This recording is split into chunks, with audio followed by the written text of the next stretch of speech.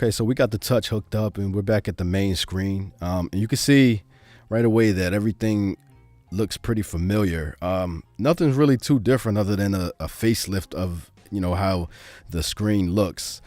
Pretty much everything that's available in the Studio and the Renaissance is on the screen right now. The only new things that we have here, if you go over here, you'll see this little A button. We can now name our sequence from the hardware. Same thing with the track. It's my track area. I can name my track, and I can name my program right from the hardware with the little keypad. Pretty everything else you see is the exact same as the current hardware. You got your time correct, your click, track up and down, mute and solo. These down here are your F keys. You don't have any more physical F keys. All the F keys are at the bottom of every screen. If you go to the left side of the screen, you have some quick mode buttons. The top one that's shaped like a house, that means main mode or home, which will take you to this screen. The next one is going to be your grid. So as you record notes, they're going to show here. The next one is your tracks. As you add more tracks, it's going to show here, kind of like a DAW. This is going to be your step sequencer. Pretty self-explanatory. And here's your X, Y effects. We'll go over this a little bit later. So we go back to main mode. I'm gonna go ahead and I'm gonna load up some sounds right quick so we can, demo this thing. So like I was saying in the review part of the video, a lot of the dedicated buttons are missing. So everything's contained in a main mode menu, and you can get to that one of two ways. You got a little house icon up the top, and then you have this main menu button here. So we can hit this, and this shows all our modes that are accessible on the Renaissance or the Studio, which has dedicated buttons. Here, to me, it's a little slower having to go to this menu first to select my mode, because, if I'm in another mode, I'm not at home, I have to hit this, menu button and then jump to there. I can't just jump directly to it like you can with the Renaissance. Again, not that big of a deal. You'll lose maybe 1-2 seconds, but it's all about workflow. So I figured out, explain that. So here you can see I got the browser. So let's go in the browser. I'm gonna go to my favorites. My homie Billy Blast just sent me an early Christmas gift here. This is none other than the Ghetto Gospel 4.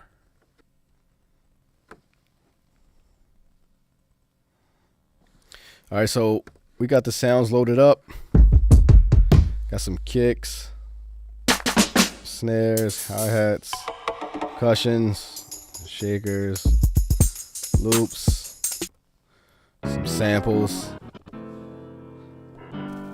some more samples. So let's actually put this on keys. Let me set my tempo, do it. Let's go ahead and record that. Now let me talk about these buttons right quick. One thing I thought that I was going to be disappointed about was the feel of the buttons. Normally I like the hard plastic clicky buttons like the Renaissance. These are actually a little bit clicky too, even though they feel soft. I don't like that whole mushy feel like you get on some of the other hardware controllers, but these actually give you a pretty decent click when you press them, which I was surprised about. So anyway, let's get back into this.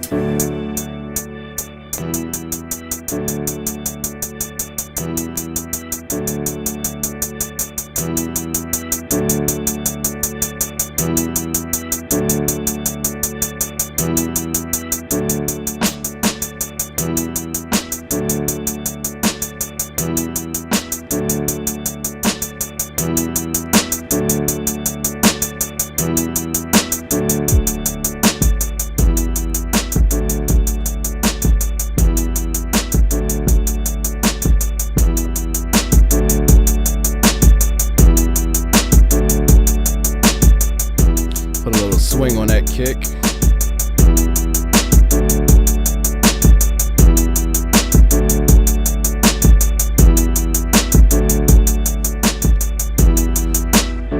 You know, and just that quick, you got something going within a few minutes, you know what I mean? So if we go here, this is our grid. You can see I have my notes here. As I tap the pad, it selects them. If I put this on, you know, the navigation, I can zoom in here. One hand, two hand, up and down, left and right. You know. The other thing I got is my selection tool. I can select notes. I got an erase tool. I can erase notes, undo, bring them back. Normally I don't quantize, so sometimes my notes are off the grid. So I like how this allows you to quickly nudge your notes. If I have the timing correct on, it's going to nudge according to the grid.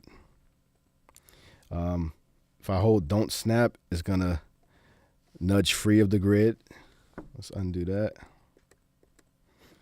You know, I like that. You can edit the duration of the notes. You can transpose them, change the velocity, you know, all that stuff.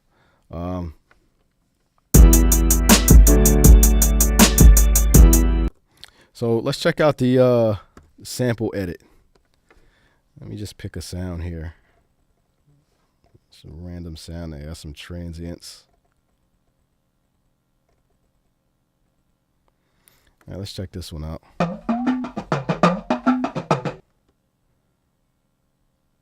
All right, so again, here I have my zoom in and out navigation.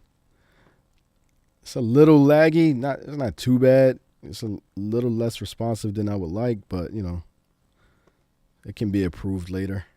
If I want to chop this up, I'll just go to chop mode.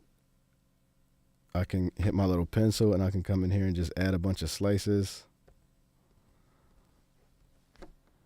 We can do it like that, take them back out. We can also do lazy chop. Put this back here.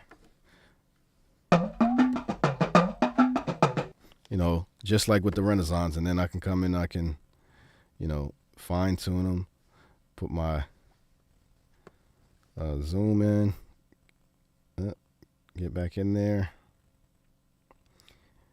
The only thing I wish was that you can, you know, zoom with any tool selected, you know, like you kind of got to go back to the navigation tool just to be able to zoom. Like if I have, let's say the pencil tool, erase it, you know, I can't zoom there because it's adding slices. You see what I'm saying?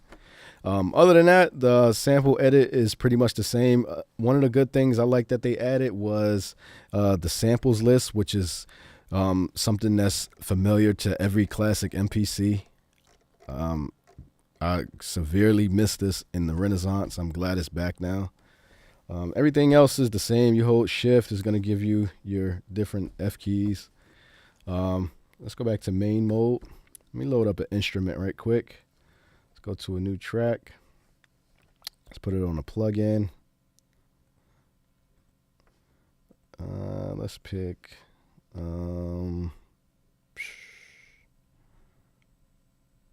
let's pick the bank. Why not? Let's pick a piano. Something cool. Another thing I forgot to mention is the data wheel is a button as well. So when you select something and you push it in, it's going to be like an enter key, which I thought was pretty cool. That might also explain why it has that little wobble to it. But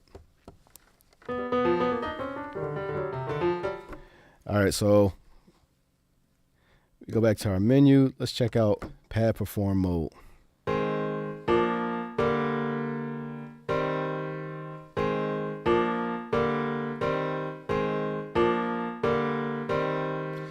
Got our progressions, we got our chords.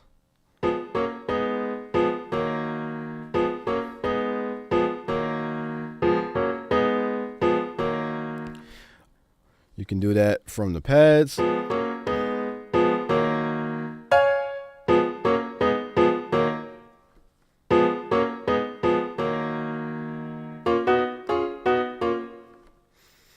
you know, pretty much the same thing as the Renaissance, again, just with a new facelift. And now you can do it from the screen. If you want to do your little Beethoven thing and, you know, do both, that's cool. But other than that, again, same stuff. It's all familiar. Just now have somewhat quicker access to it. Let's go back to main mode. Let's check out the new dedicated copy button. So, you know, this is pretty simple. I got this kick on bank A. I press copy. I want to put it on G. Let's say tap there, or actually you hit the button there. We go to G. Actually, G is all filled. Let's go to H. H, I have my blank pads here. I hit that there. I'm going to press do it. You can see on the screen, it's showing me I'm copying A to that pad in H. Now it's there. You know, it's that simple. So with the Renaissance and the Studio, you can pretty much only copy within the bank. Now with this, you can go, you know, from one bank to the other, which is, you know, can be a quick time saver, you know, depending on how you like to work. So let's check out the XY effects. So if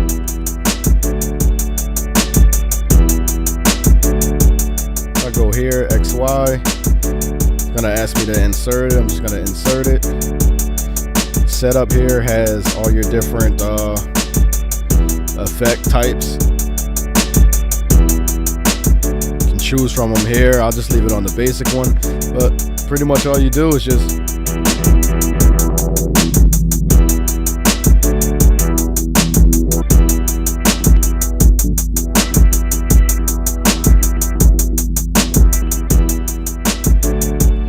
it's pretty cool. One other thing you can do is you can latch it. So wherever I let go, it's just going to hold it and let go when I press. You can also automate it here with this button here. And that's going to be right, off, green is going to read. You know, pretty self-explanatory stuff here. Now, the only thing that was kind of disappointing about this was that this is it's practically program based. You can't really use it too effectively on your master, you know, to affect the entire beat. Because when you insert this plugin on the master, you don't get this same interface. It's more just like a couple sliders. I'm not going to go through showing it.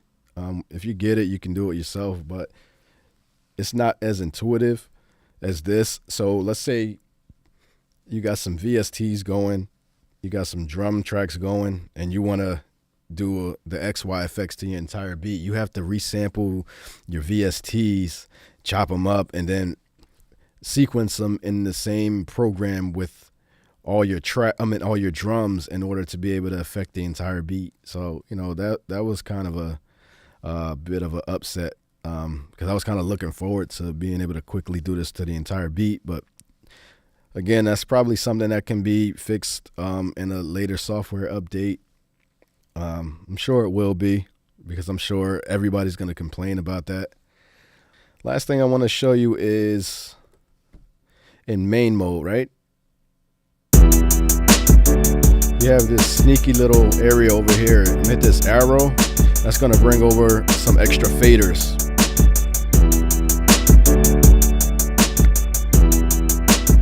So right now it's on my master, which is going to affect the entire beat. Over here you have your track, which is going to change the volume of the MIDI on the selected track.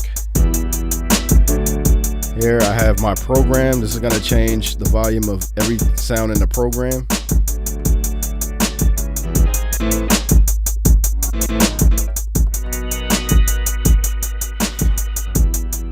And then the last one is your pad. So this is going to change my actual pad volume. Everything else is going to be unaffected.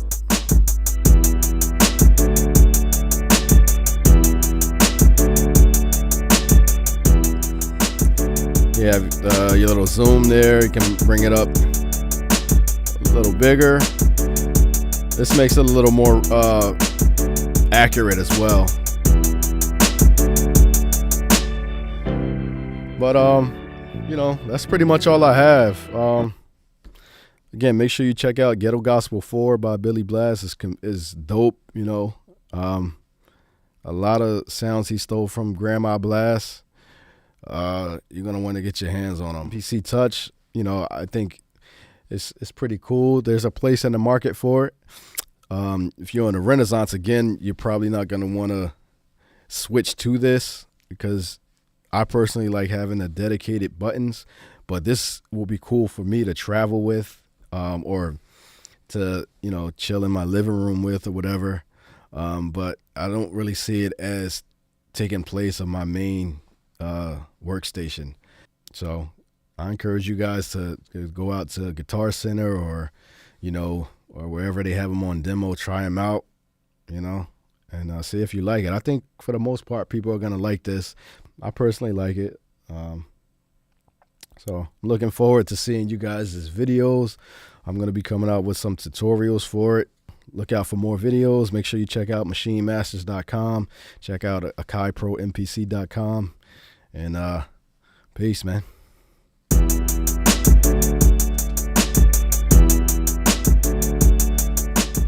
What do I think about it? You know, what's the workflow like on it? How's it compared to the Renaissance? What's it called? Really cool for all you guys that are just starting out in beat making. What I have is a new beat making course that's going to show you guys how to make a beat from start to finish using a sample.